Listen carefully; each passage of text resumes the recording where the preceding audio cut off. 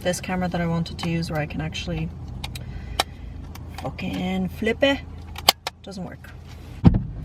I also can't see anything that I'm doing. I understand why people... I don't think I've ever understood how much it takes to actually film videos. I thought, you know what, let me not burden my friends. Let me just burden nobody, because nobody's gonna fucking watch or listen, but it'll be like my own little personal diary. It's been a week and a half since I've gotten broken up with, and basically a lot of emotions have been processed and unprocessed, and I've been trying to, you know, figure it out.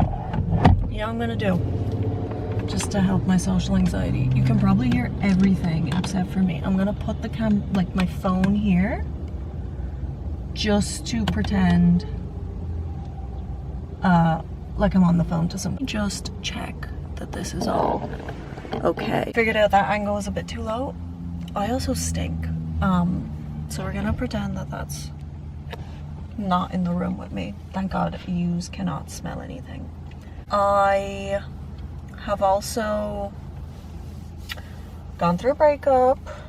I don't think I've mentioned that. Can anyone tell I'm fucking super sad and mopey and whatever? Because I've talked with a few people and I can't say that they don't understand me, because they fucking do. Everyone's gone through stuff like that. But I love beating a dead horse, and I don't think I've gotten the opportunity to do that properly. I went through a breakup for the third time in my life. Well, with the third person that I've dated in my life, I have gone through breakups with the same man 3 times. So that's a whole different story. On my fucking sad lot lizard stories is what I'm gonna call them, because I'm in a petrol station where I can just see lorries come in and out. So lot lizard for now, because I just love that phrase, even though it's derogatory, but whatever. I am dealing with emotions I never thought I would deal with, because I've gone through those emotions before. I've gone through heartbreak, and I've gone through like severe betrayal in like my romantic relationships and my friendships and stuff like that. So I've gone through situations that have been similar and a lot worse. A lot worse, actually. Process these emotions again that I thought I'd never go through, because I thought I healed and I was a better person. And this has kind of just been a reset of like, oh, maybe I still am like 17-year-old girl that's experiencing this all for the first time. But I also feel detached because it's not my first time experiencing them. And it's not as big of a shock. And that's because I truly, well in my heart, believed that this person was different. And I don't think I've ever had that before. I truly well believed this person was different. And not because I never got doubts, and not because I never got anxiety, or I wasn't sure about the relationship, or that I wanted to give up. I saw from this person growth and progress and work, and I saw that from my side as well. Being broken up with on a Monday evening, after spending a weekend viewing apartments with each other, picking out couches and stuff, helping my mom paint windowsills and sand them down and fix them up and repair them, and literally Monday morning applying for an apartment together, to then Monday evening, I've thought about it a lot and I'm breaking up with you. What? Like, what?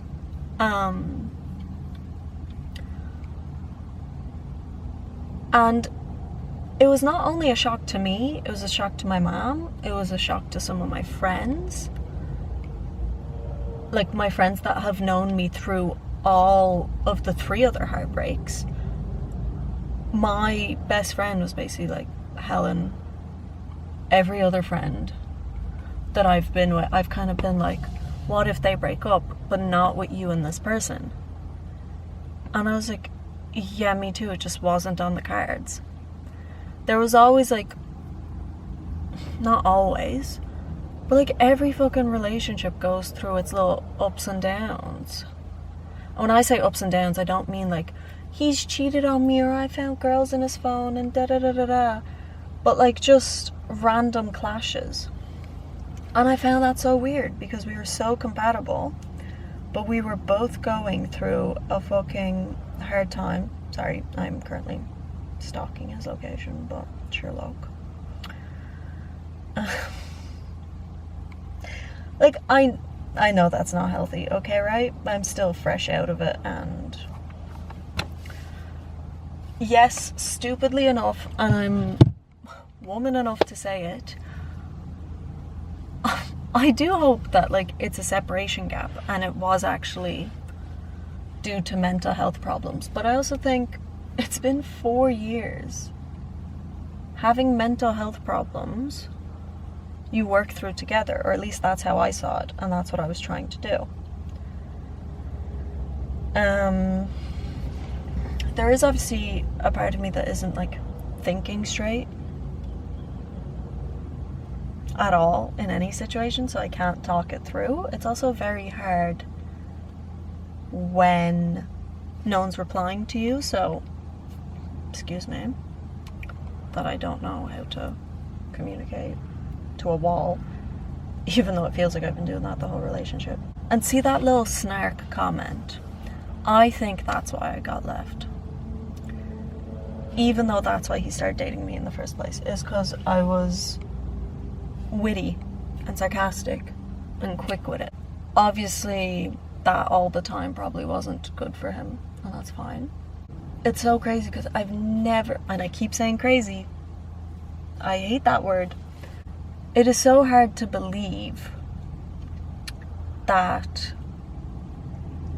this has happened, because you plan your life with somebody, you almost delay some of the steps that you want in your dreams to make space for them in your future.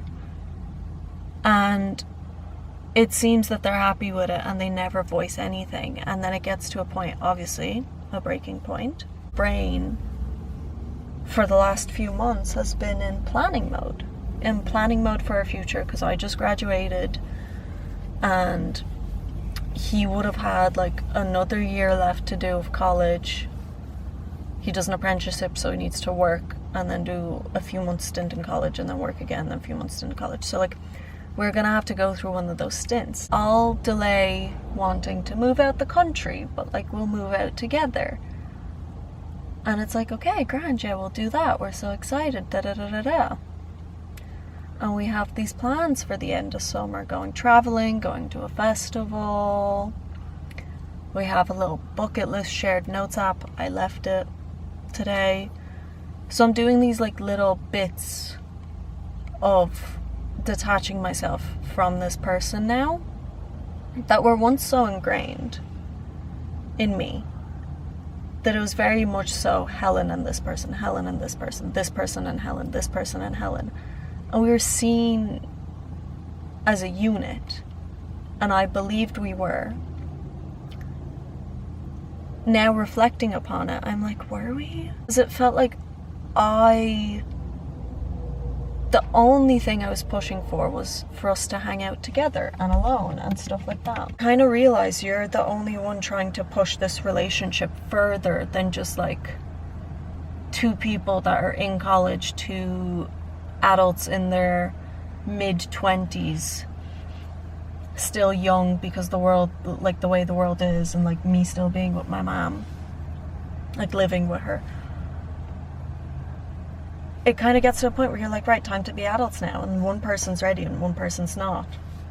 Or else the other person realizes they don't want to have this adult lifestyle with you, that they find it too hard and too much. And then because of that, you're shot straight back into your like childhood self, your teenage self, your preteen self.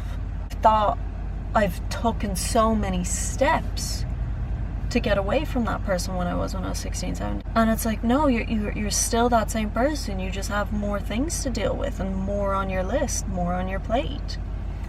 And you're grateful for things like that. Like, I'm grateful I can fully, properly think about opportunities to move to somewhere in Europe and get a better job and have my own apartment. I know I've had those dreams since I was younger. Like, I wanted to be an architect since I was 12, and I wanted to work in architecture since I was like 12. I knew I had it in me. That was very much step by step, how do I achieve my dreams? And every other relationship that I've been in is like, this person is in the way of my dreams. That person was like, how do I fit him into my dreams? And it wasn't that like it was a challenge for me. He fit perfectly in them because he was willing to. Or maybe he was just blinded by love that he was willing to, and that wasn't actually his dreams. And then you've pushed a person further away. And I'm strong enough and independent enough to push on with those same dreams. The dreams haven't changed. They've just been altered to include another person. And I was very much happy to do so. You're changing your dreams and ambitions to fit them. And it's just a weird thing because, and I need to fucking make my vocabulary a lot bigger, but those dreams still exist, but they don't feel as big anymore because you're missing an element that you've included into it. For the past week, I've been dealing with my emotions, dealing with, I hate him, I love him, I want him back, I wish we could work together, he wasn't good for me, other things, blah-de-blah-de-blah. All the typical heartbreak emotions, right?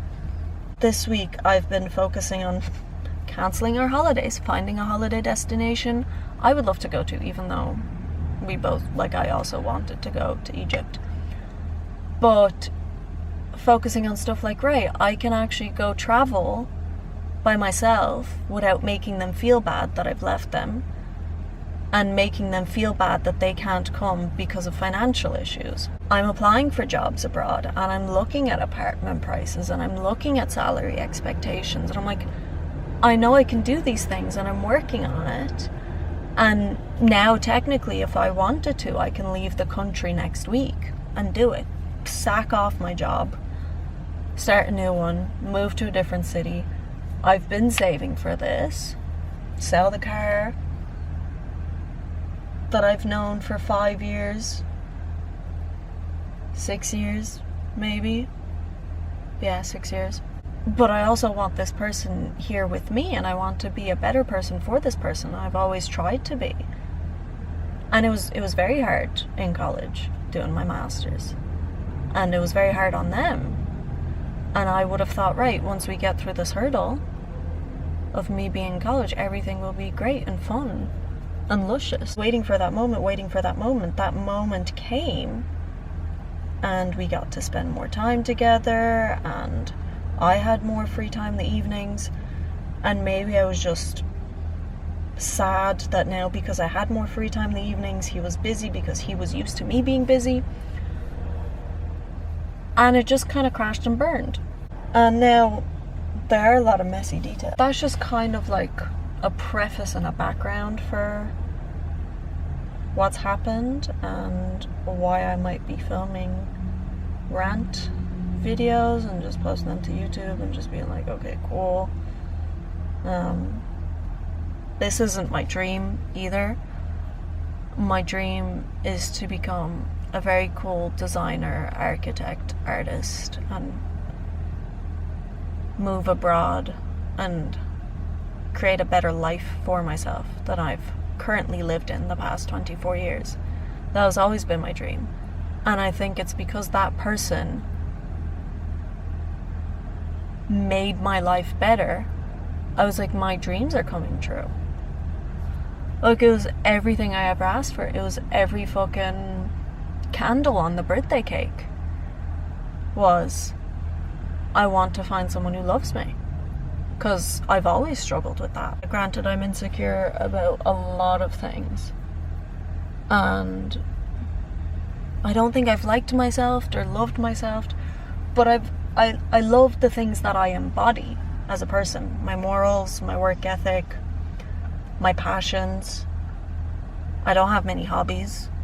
I do like relaxing. My job is very intense. But I embody the power that I stand in as a woman, that I've made myself become, because I raised myself. My mom was a single mother and I'm an only child, so I very much didn't have, and an immigrant in the country that I'm in, very much so had to figure it out for myself, and had to not give myself a false confidence or confidence. I've given myself assurance in the person that I am. And I feel like this little bump in the road has made me struggle with that. And a lot of the times I haven't struggled with it. Like being cheated on, everyone would struggle with themselves as a person. But just being left because you grew apart, or their mental health isn't good in the relationship, and you really just take it as a strike, as a God-willing lightning strike, if that's even a phrase. Dealt with it in the wrong way, the right way, the in-between way, not dealt with it at all. And I don't know what the approach here is. Like, the approach here is to just keep it pushing. And that's very hard to do, because I've always cried, sobbed on the floor, changed the hair, changed that. But now it's like, I can give myself grace, but it's not like I'm giving grace to 17-year-old Helen. I still am. And it's just hard when you like know yourself as a person. And granted, in a relationship, people change. That's just natural order, especially from 21 to 24. Sorry, 20 years old to 24 was when I was in this relationship. But you still kind of know deep down like what your roots are. But you're changing to make yourself better for another person. You just can't accept that anymore. Or else it's really hard when somebody says, I don't feel like myself anymore. Because to be in a relationship, you need to know what you are yourself, and you need to fight for yourself and that person together at the same time. And that's also hard to do without losing yourself completely. So you kind of understand where this person's coming from. I've also renamed him to Idiot on my phone. So we're at that stage of heartbreak. Right. Bye.